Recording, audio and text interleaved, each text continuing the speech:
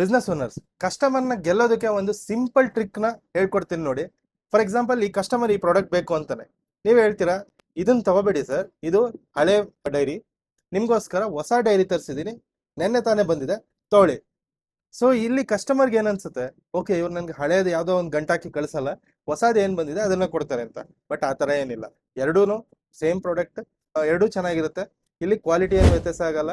So ನೀವು ಒಂದು just ಒಂದು ಸಿಂಪಲ್ ಟ್ರಿಕ್ ಯೂಸ್ ಮಾಡಿದ್ರೆ ಕಸ್ಟಮರ್ ಜೊತೆ ನಿಮ್ಮ ರ್ಯಾಪ್ ಅನ್ನು ಚೆನ್ನಾಗಿ ಬಿಲ್ಡ್ ಆಗಿದೆ. ಬಟ್ ಇದೇ ಟ್ರಿಕ್ ನ ಕೆಲವರು ಕೆಟ್ಟದಾಗೂ ಯೂಸ್ ಮಾಡ್ತಾರೆ.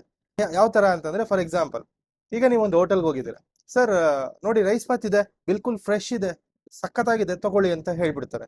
ನೀವು ಅರ್ಜೆಂಟಲ್ಲಿ ತಗೊಂಡ್ಬಿಡ್ತೀರಾ. ಬಟ್ ನೀವು ತಿನ್ಬೇಕಾದ್ರೆ ನಿಮ್ಗೆ ಗೊತ್ತಾಗುತ್ತೆ ಇದು ಬೆಳಗ್ಗೆ ಅದು ಸುಮ್ಮನೆ ಖಾಲಿ ಆಗಿಲ್ಲ ಅಂದ್ಬಿಟ್ಟು ನನಗೆ ಗಂಟಾಕಿದ್ದಾರೆ ಅಂತ.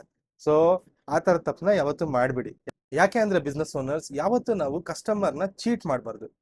ನನ್ಗೆ ಮೋಸ ಆಯ್ತು ಅನ್ನೋ ಫೀಲಿಂಗ್ ಬಂದ್ರೆ ಅವನೊಬ್ಬನ ಬಿಸ್ನೆಸ್ ಮಾತ್ರ ಹಾಳಾಗಲ್ಲ, ನಮ್ಗೆ ಅವನ ಕಡೆಯಿಂದ ಇನ್ನು 10 ಕಸ್ಟಮರ್ಸ್ನ ಅವನು ತಡಿತಾನೆ.